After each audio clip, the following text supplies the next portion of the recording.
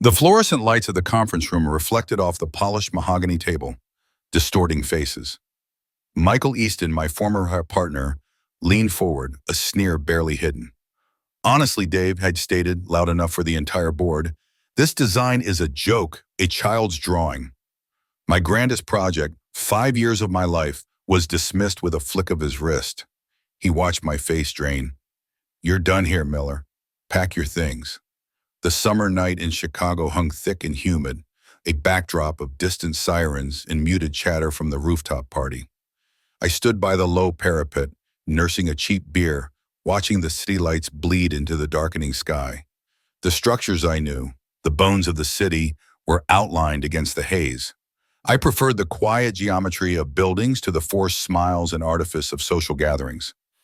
It was at one such gathering, a friend's gallery opening after-party, that I first saw Sarah Hayes. She was standing a few feet from me, not talking to anyone in particular, but looking up at the same skyline, a slight frown on her face.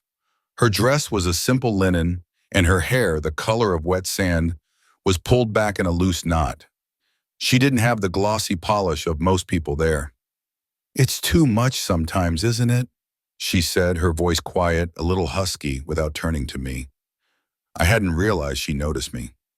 "The noise or the ambition?" I asked, turning to face her fully. She finally met my gaze, a flicker of surprise, then a small smile. "Both, maybe. All these grand statements. It's hard to find a quiet corner to just be." I nodded. I spend my days trying to make quiet corners, or at least functional ones. I introduced myself as Dave Miller, an architect.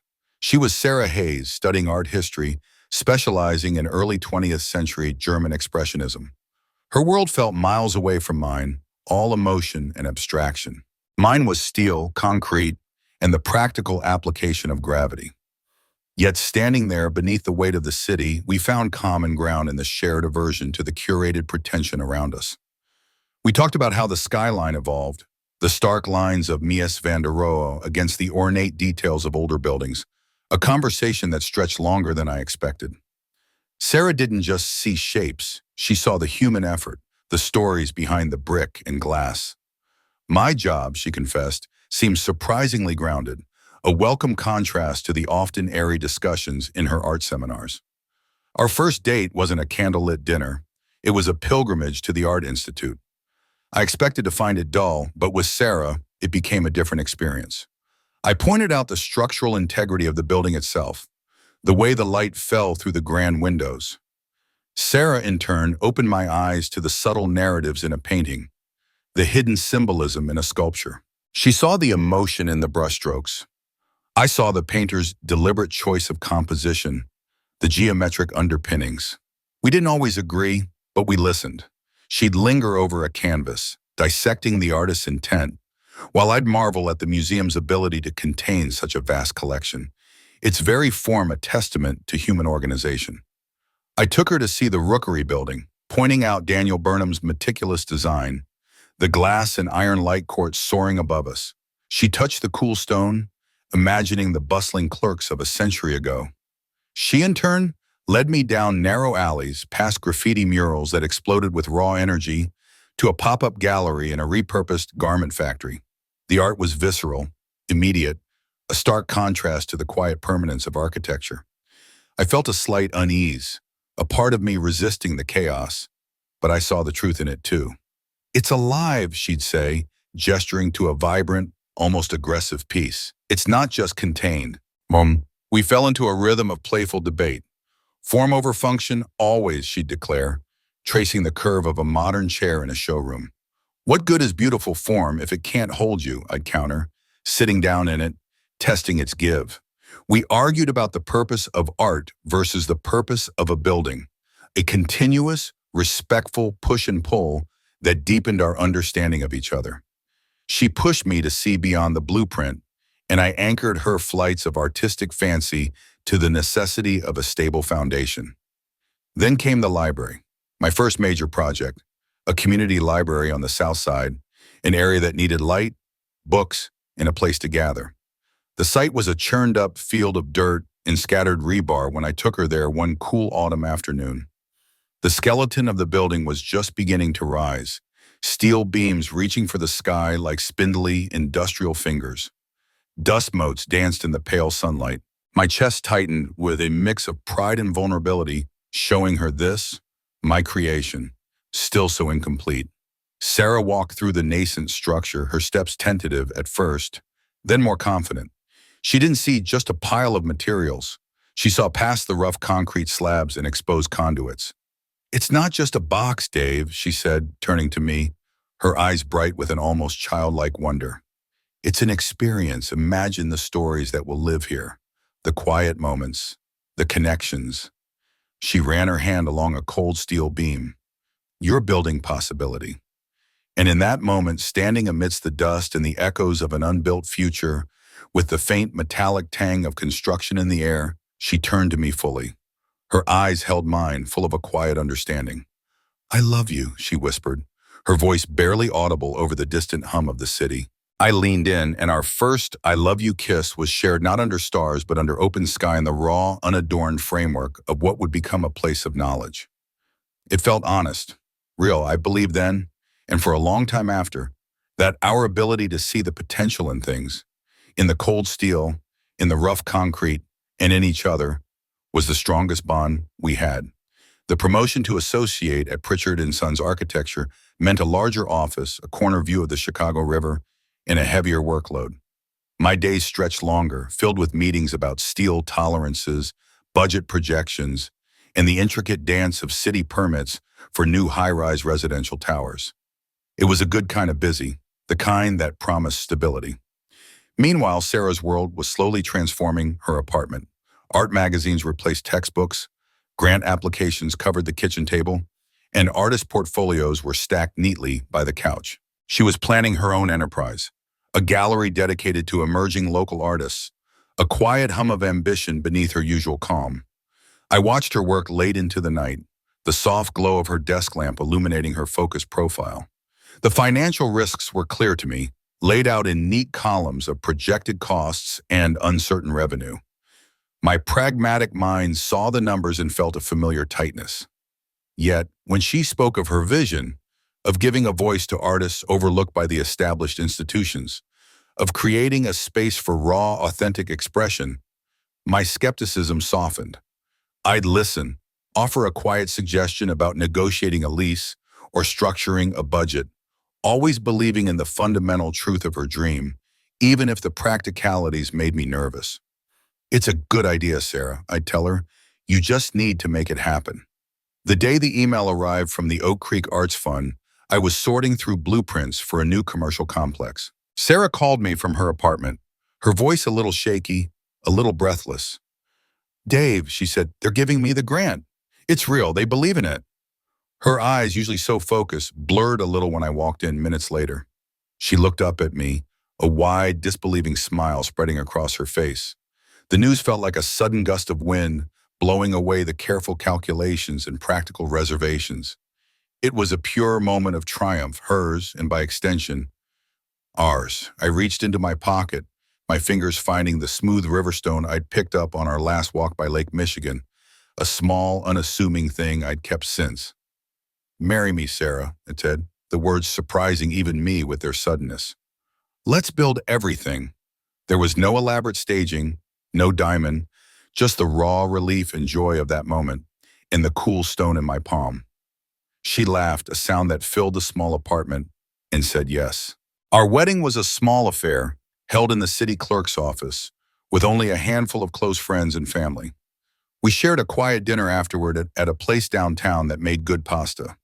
The ceremony itself felt less like an ending and more like another beginning, a continuation of the shared act of building we'd already started. We were laying another foundation, not just for a gallery, but for a life together, brick by careful brick. 2 years slipped on by. My projects at Pritchard & Sons grew in scale, and with them, my responsibilities and my paycheck. That spring, a significant year-end bonus landed in my account. Sarah had found a promising storefront on Ashland Avenue, a forgotten space between a dry cleaner and a diner. The rent was manageable, but the upfront costs for renovations were substantial. I wrote out a check, a large one, and handed it to her. Consider it seed money for Hayes Gallery, I said. She looked at the amount, then at me, her expression a mix of gratitude and something quieter, more profound. Thank you, Dave, she said, her voice soft. This is everything. Weekends became a blur of plaster dust, paint fumes, and the rhythmic hum of power drills. We worked side by side, transforming the raw shell of the storefront. I measured and installed the track lighting, ensuring the spotlights hit the precise angles she envisioned. Sarah, usually so particular, didn't mind the paint smudges on her clothes as she meticulously chose the exact shade of white for the walls, a gallery white that she insisted would make the art truly sing. We argued sometimes about the placement of a display panel or the merits of a specific light fixture, but it was always the kind of argument that ended with shared exhaustion, a cold beer, and a silent understanding that we were making something good together. The opening night of Hayes Gallery arrived on a crisp October evening. The space, now pristine and inviting, buzzed with activity. Local artists, their work proudly displayed, mingled with a curious crowd. The air hummed with conversation, the clinking of glasses, and the faint scent of fresh paint beneath the aroma of cheap wine. I stood near the back, observing, a quiet observer of her triumph. Sarah moved through the crowd with an easy confidence I rarely saw in my own world of steel and glass. She explained a painter's use of color, dissected a sculptor's technique, her insights sharp, her passion evident in the slight flush on her cheeks. She was in her element, completely. At one point, I watched her interact with a man in an expensive tweed jacket, Mr. Henderson, a well-known collector with a reputation for a cutting wit. He was scrutinizing a bold, abstract piece, his brow furrowed. Interesting, he drawled, his voice thick with condescension. But the artist's statement about societal alienation seems a bit derivative, wouldn't you say, Sarah? Sarah, instead of deferring, simply met his gaze. The work speaks for itself, Mr. Henderson, she replied, her voice steady and calm. Or it doesn't. My job is to give it the space to tree-wing. Henderson paused, a flicker of surprise in his eyes, then a slow nod. He bought the piece. I felt a quiet surge of pride.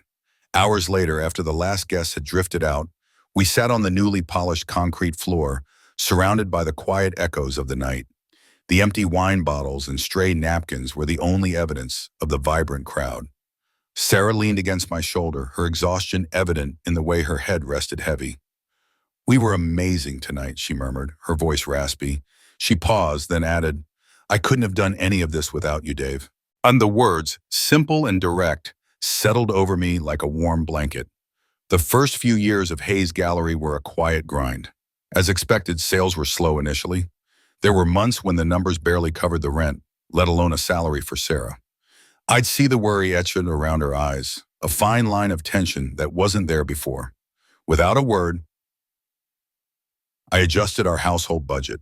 My salary at Pritchard & Sons, now comfortable and steadily growing, silently absorbed the personal expenses, the utility bills, the cost of groceries, while the gallery slowly found its footing. It was what I did. I provided a stable foundation. Sarah, for her part, worked tirelessly. She spent hours curating shows, attending other artists' openings, networking with critics, and cultivating relationships with patrons. Her apartment became less a home and more a satellite office, filled with stacks of artist statements, exhibition proposals, and correspondence. Slowly, painstakingly, her reputation grew. She became known for her sharp eye, her uncompromising taste, and her genuine passion for promoting local talent. By the time our 5th wedding anniversary rolled around, Hayes Gallery was no longer struggling. It was a respected fixture in the city's burgeoning art scene. Sarah Hayes was a name whispered with a certain reverence among Chicago's art cognoscenti. The first real shift, a subtle crack in the concrete, appeared during a dinner party at the apartment of one of Sarah's new friends, a curator from a prominent museum. The room was filled with the kind of people who spoke in abstract concepts, wearing clothes that looked artfully disheveled, but probably cost more than my monthly mortgage. I felt a little out of place in my pressed shirt and sensible trousers. The conversation drifted from postmodernist theory to the latest European art fair. Eventually someone, a quiet woman with sharp glasses, turned to me. "And what do you do, Dave?" she asked politely. I started to explain my work at Pritchard & Sons, the challenge of integrating sustainable design into large-scale urban developments, the precise calculations required for a new civic center. "I'm an architect," I began. Before I could finish, Sarah interjected, a bright, almost artificial smile on her face. She reached across the table to touch my arm, a gesture that felt less like affection and more like ownership. "Dave builds very practical, very stable buildings," she said, her tone carrying a faint, dismissive lilt. "You know, the kind you don't really notice, but they keep the city from falling over." A ripple of polite, knowing laughter went around the table. The words hung in the air, a small, cold sting. Very practical, very stable. The way she said it, it sounded so ordinary, uninspired. I felt the familiar pride in my work, the satisfaction of creating something tangible and lasting, deflate a little. She had once seen the poetry in the steel beams, the potential in the concrete. Now it was just a practical necessity, something to keep things from falling over. It wasn't the words themselves, but the subtle condescension in her voice, the almost imperceptible shrug of her shoulders, that got to me. I took a slow sip of wine, forcing a smile. I tried to brush it off. Sarah was riding a wave of success, her confidence soaring. Maybe she just wanted to fit in with this new, more sophisticated crowd. Maybe she felt the need to elevate her own artistic endeavors by subtly diminishing the more mundane, functional aspects of my profession. It made sense in a way. The art world thrived on a certain kind of intellectual superiority. I told myself it was just a phase, a side effect of her growing stature. But the instances became more frequent. At another gathering, I mentioned a complex structural challenge I'd overcome on a new high-rise project. Sarah cut in, "Oh, Dave loves all the technical details. I just think about the aesthetic impact. How will it feel?" Later, she'd openly correct me on some historical artifact, even when my point was tangential and only meant to offer a different perspective. What used to be our playful intellectual sparring, our contrasting views on form versus function, started to feel different. Her arguments grew sharper, less collaborative. It was no longer about exploring ideas together, but about asserting the superiority of her artistic insights over my basic practical understanding. Her voice would carry a slight edge, an unspoken implication that I simply didn't grasp the deeper complexities. I started to feel it in the quiet moments too. My steady, dependable nature, once something she cherished, something she leaned on, now seemed to bore her. The quiet evenings, the predictable routine of our life together, felt less like a sanctuary and more like a cage, at least in her eyes. I saw it in the way she sometimes looked past me when I spoke, or the distracted nods she'd give when I recounted a challenge at work. My foundational strength, the very thing she'd once praised, now felt like a burden, an unexciting anchor holding her back from her own soaring trajectory. The concrete, it seemed, was beginning to crack. The success of Hayes Gallery, once a shared triumph, began to consume Sarah entirely. Her days bled into nights, spent networking, curating, and promoting. Soon she was traveling more frequently. New York for an emerging artists exhibition, Miami for Art Basel, even a scouting trip to Berlin. Our apartment, once filled with the quiet hum of her focused work, now felt cavernous during her absences. I'd come home to empty rooms, the silence punctuated only by the refrigerator's hum. Her late nights became the norm, followed by hurried mornings where she'd be out the door before I'd even finished my coffee. A brief peck on the cheek, the only connection. I tried to bridge the growing gap. "Dinner at that new Italian place tonight," I'd suggest, hoping for a flicker of enthusiasm. Or, "Maybe we could drive out to Lake Geneva this weekend, get away for a bit." Sarah's responses were always the same, delivered with a sigh that suggested my requests were an imposition. "Oh, Dave, I just can't. I'm swamped. This new show isn't going to curate itself, and I have to prep for New York next week." She'd wave a hand dismissively, her eyes already scanning her phone for an email. "You always want to do the same things. It's also routine." She started to openly criticize what she called my lack of spontaneity. "You're so predictable, Dave," she'd say, sometimes with a teasing smile that didn't quite reach her eyes. sometimes with a genuine exasperation. Always the same schedule, the same restaurants, the same safe choices. She'd contrast it with her own life, which she now painted as a whirlwind of exciting encounters, intellectual breakthroughs, and artistic risks. My life is vibrant, Dave. You wouldn't understand. The implication was clear. My life, in its quiet reliability, was dull. I found myself retreating, not knowing how to respond to these subtle jabs. The quiet certainty of my work, once a source of stability, now felt like a target. So I poured more of myself into it. I started staying later at Pritchard& Sons, reviewing plans for the River North Tower, refining structural models, immersing myself in the precise, predictable world of blueprints and calculations. The steel girders didn't criticize. The concrete didn't judge. It was a dependable world where problems had clear solutions and hard work yielded tangible results. It was a refuge. One evening, I came home earlier than usual. The door was slightly ajar, a sliver of light spilling from the living room. Sarah was on the phone, her voice lower than usual, laced with a familiar, intimate laugh I hadn't heard directed at me in months. "Oh, Julian, you're impossible," she giggled, a sound that felt foreign and unsettling. No, I'll be in Berlin for the launch. We can meet up after then. Yes, I'll send you the details." The casual familiarity, the conspiratorial tone, the mention of an upcoming trip I knew nothing about, a knot tightened in my stomach. Julian. I didn't know a Julian. I stood in the hallway unseen, a quiet observer to a private moment that wasn't meant for me. The uneasiness lingered, a cold, sharp shard, but I pushed it down, rationalizing it away. Just a colleague, a new artist, a connection for the gallery. Her world was expanding. Over the next few weeks, Sarah's appearance shifted. Her wardrobe, once practical and understated, became more daring, more fashion-forward. She started wearing bolder colors, scarves with abstract patterns, and statement jewelry I hadn't seen before. Her hair was styled differently, a little looser, more intentional, and her confidence, once quietly simmering, now radiated almost aggressively.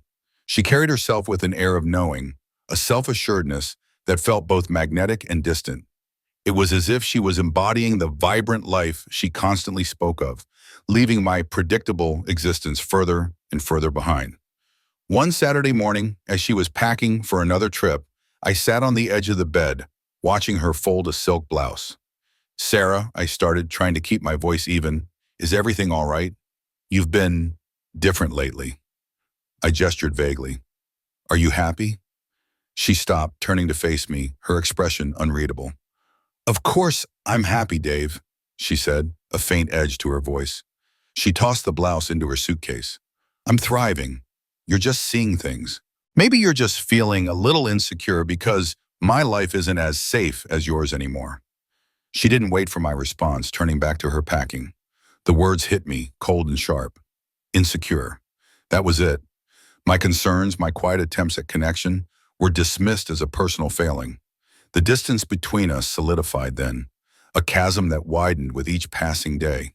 It was no longer just unspoken words, but unspoken accusations, unspoken resentments that filled the void. The foundation we had built, brick by brick, began to feel less like a home and more like an empty structure, echoing with the silence of a life once shared. One Tuesday morning, a few days before Sarah was scheduled to leave for another art fair, I walked into the kitchen to make coffee. Sarah had already left for the gallery, a rarity, as she usually lingered over emails. Her phone lay face up on the counter, the screen still illuminated. My gaze, usually trained to ignore such things, caught a notification, a text message partially visible in the preview pane. It was from Julian. The words leaped out at me, stark against the bright screen. "Can't wait to see you next week, my artist. Jay." The air in the kitchen seemed to thicken, suddenly colder. My heart, a dependable rhythmic drum, seemed to drop to my stomach, then race with an unnatural beat. The dread, a quiet companion for weeks, solidified into a concrete block. My artist. Not an artist. My artist. The familiar name, Julian, resonated with the intimate laugh I had overheard months ago. All the subtle shifts, the increasing distance, the veiled criticisms, the dismissive tones, They clicked into place with a sickening finality.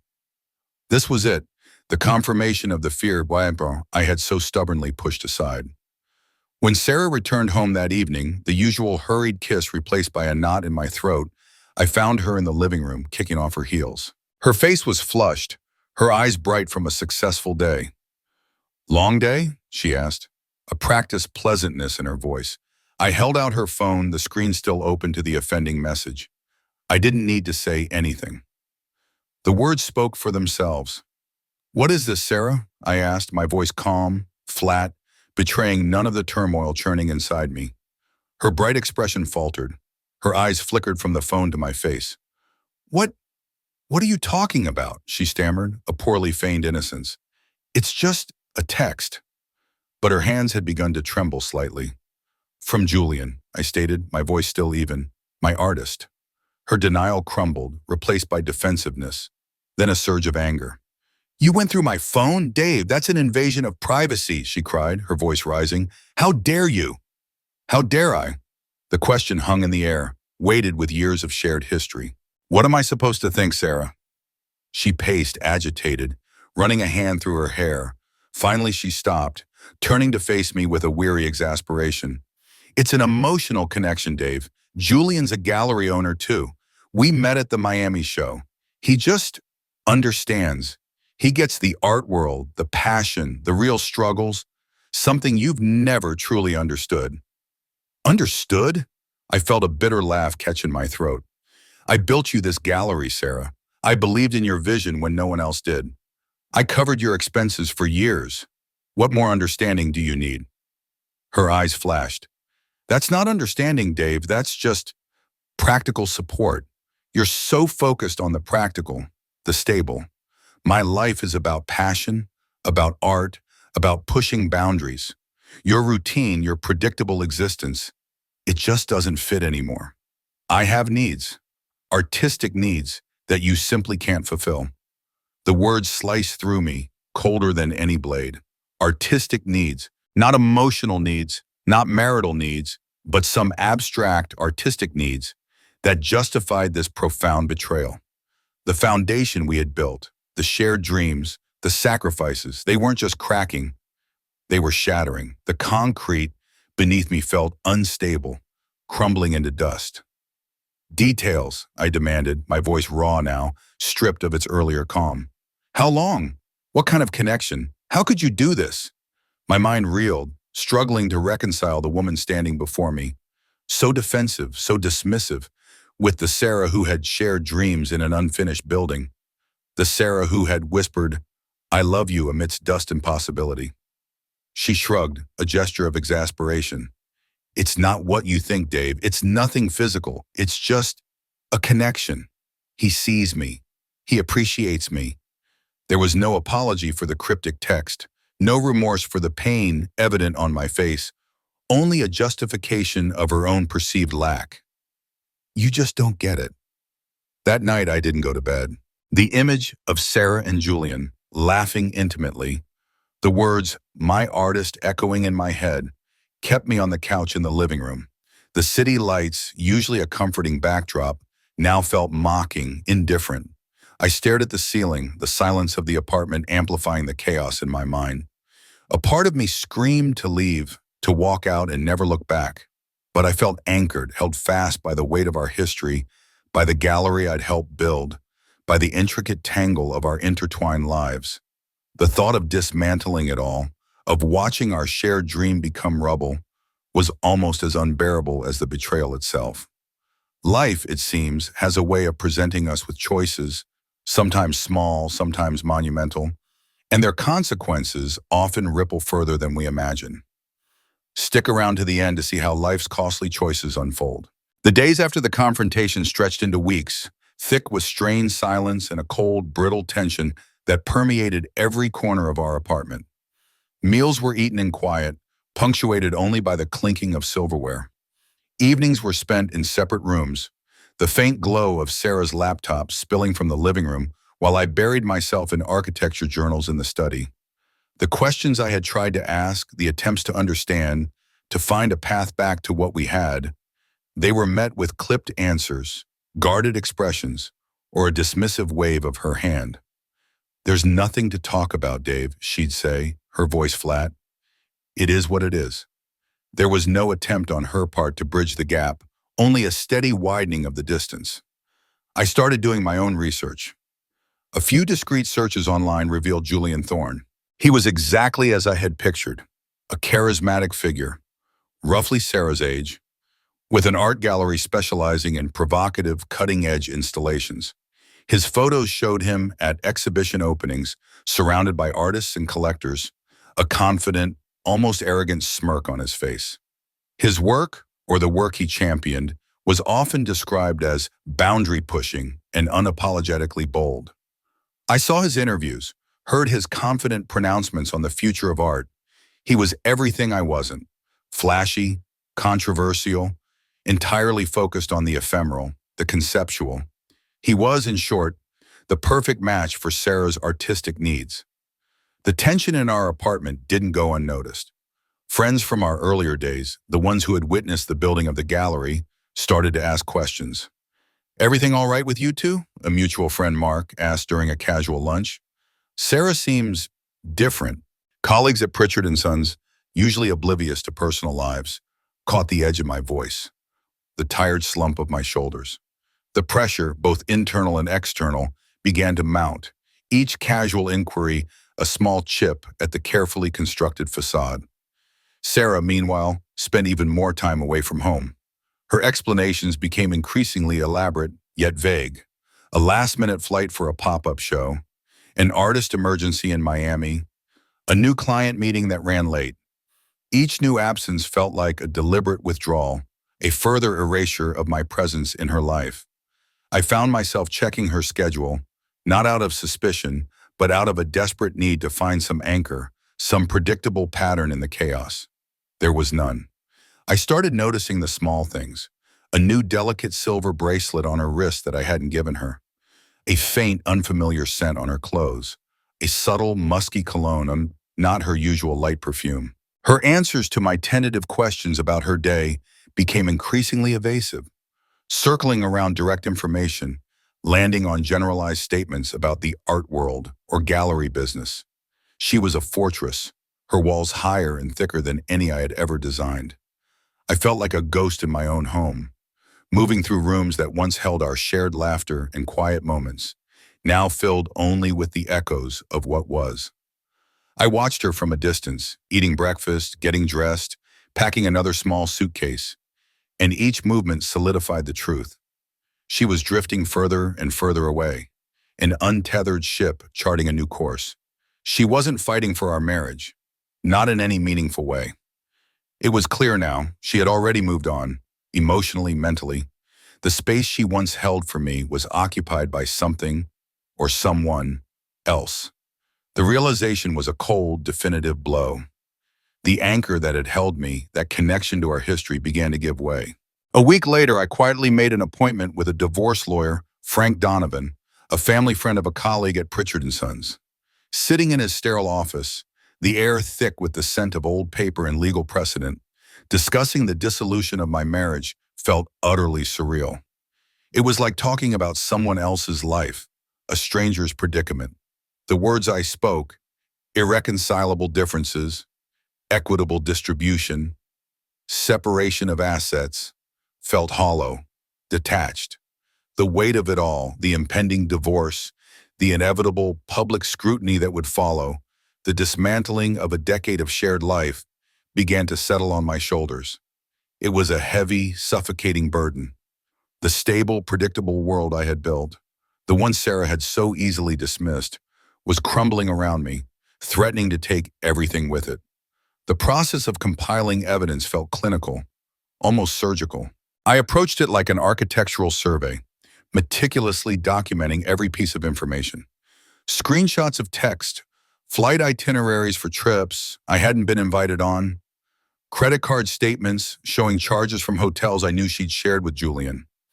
Each piece of data was a nail driven into the coffin of our marriage, and each click of the mouse, each printed page, was a dull ache. The profound grief that had initially paralyzed me slowly began to transform. It solidified into a quiet, steely resolve. I wouldn't be made a fool of. Not publicly, not privately. Sarah, through her own lawyer, began making her demands. They were aggressive, almost audacious. She wanted the apartment, the substantial savings, and, crucially, full ownership of Hayes Gallery. Her requests were presented as non-negotiable, a given, as if my contributions to her success were negligible. The sheer audacity of it ignited a simmering anger I hadn't realized was there. I remembered the late nights I'd spent with paint on my hands, the weekends dedicated to installing track lighting, the substantial bonus I'd poured into securing the storefront. Hayes Gallery wasn't just her dream, it was a structure I had helped build, financially and physically, from the ground up. It was a tangible piece of my life's work, a place born of my practical support, the very support she now dismissed as boring. My lawyer, Frank Donovan, laid out the financial implications with a detached professionalism that only heightened my growing dread. Given her claim to the gallery's success and your marital assets, you stand to lose a significant portion of your capital, Dave, he explained, his voice low, especially if we can't establish fault in a way that impacts asset division. The words hung in the air, lose a significant portion of my life's work. The decades I'd spent building my career, the financial stability I'd painstakingly created, all now seemed poised to be dismantled. A bitter irony settled in then, a cold, hard lump in my gut.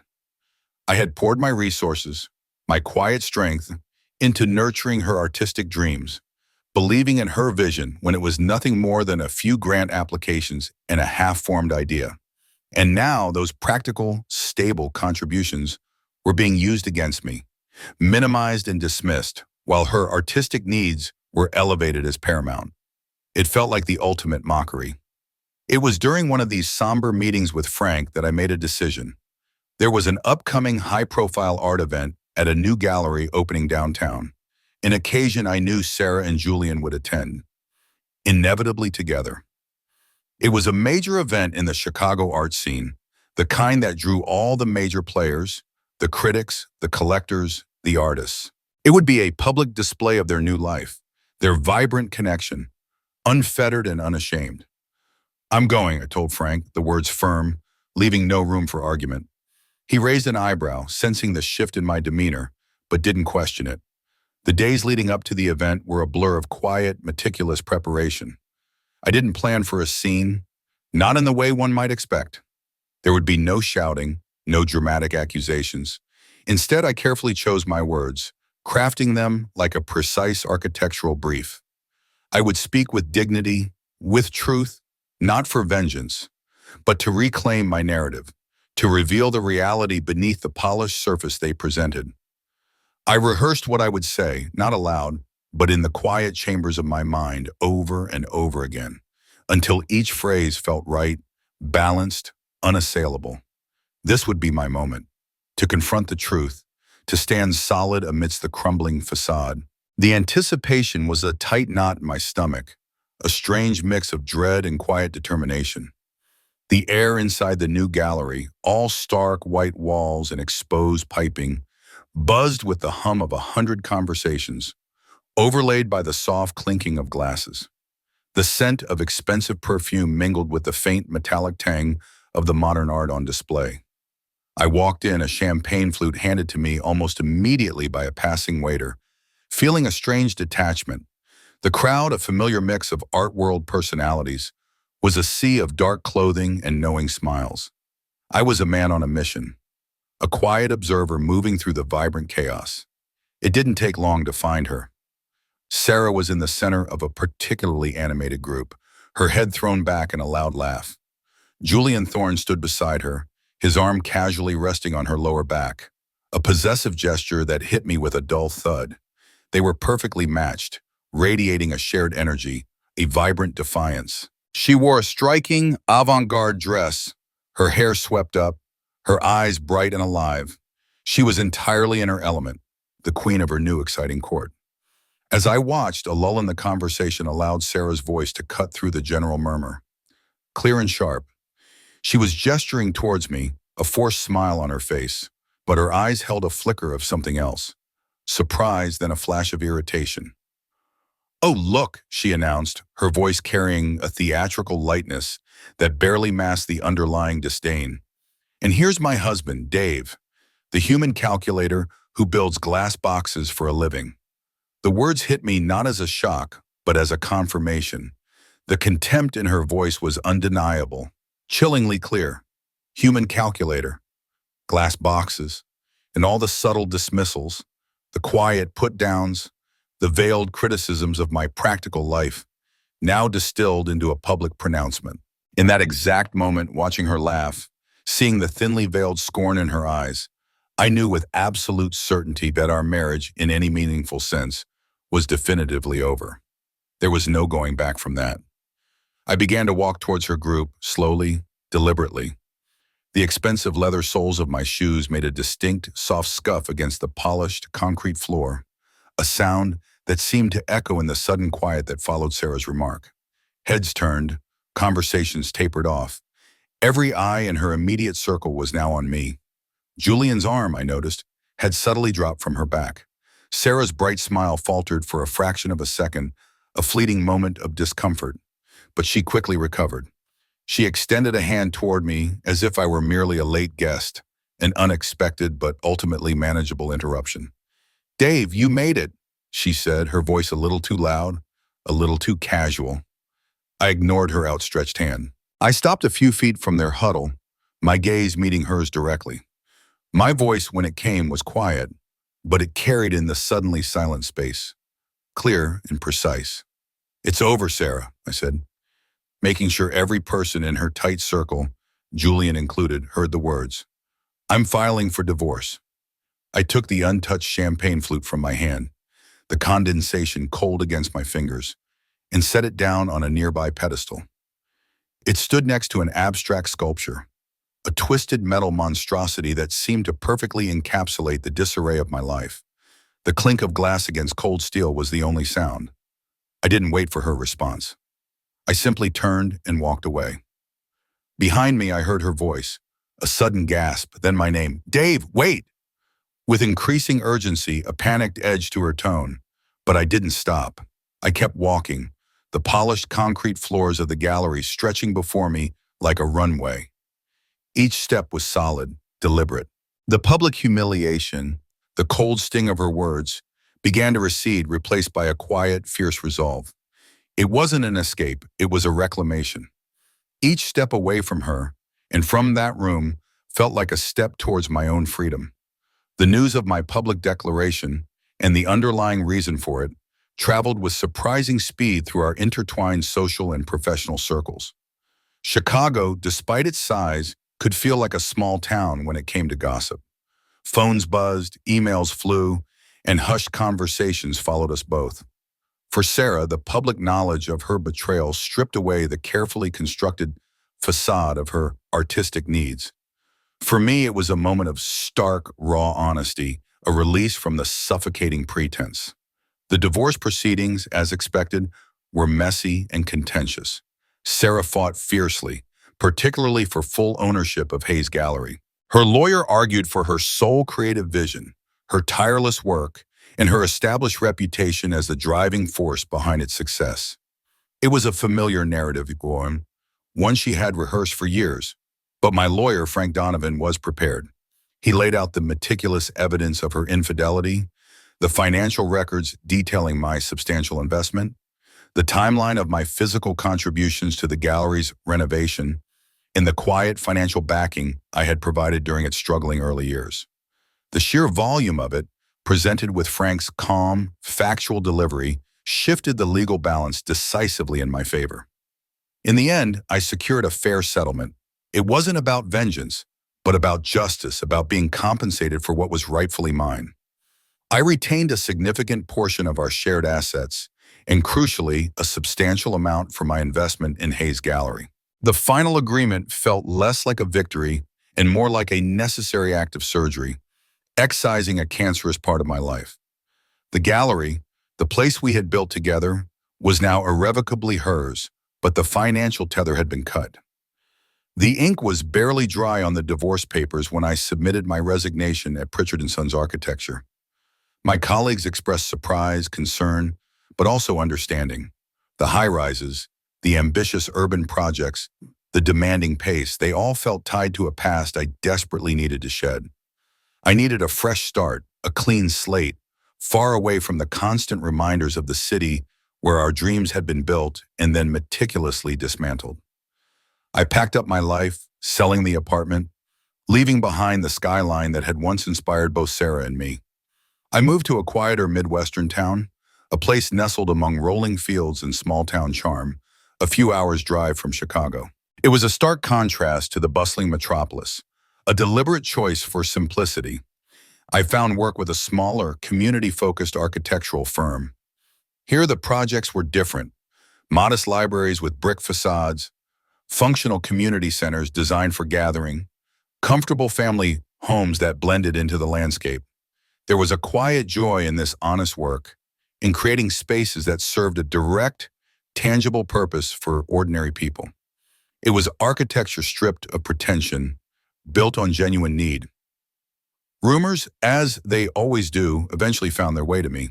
They came through old mutual friends, whispered at holiday gatherings, or in casual phone calls. Sarah's relationship with Julian Thorne had, predictably, soured. His own gallery, a trendy but financially precarious venture, faced its own struggles. Hayes' gallery, without my steady, practical backing, was reportedly facing financial troubles. The ambitious shows, the expensive trips, the vibrant life she had so proudly embraced were proving unsustainable without a solid foundation. I reflected on it, sitting on the porch of my new modest house, watching the sun set over cornfields.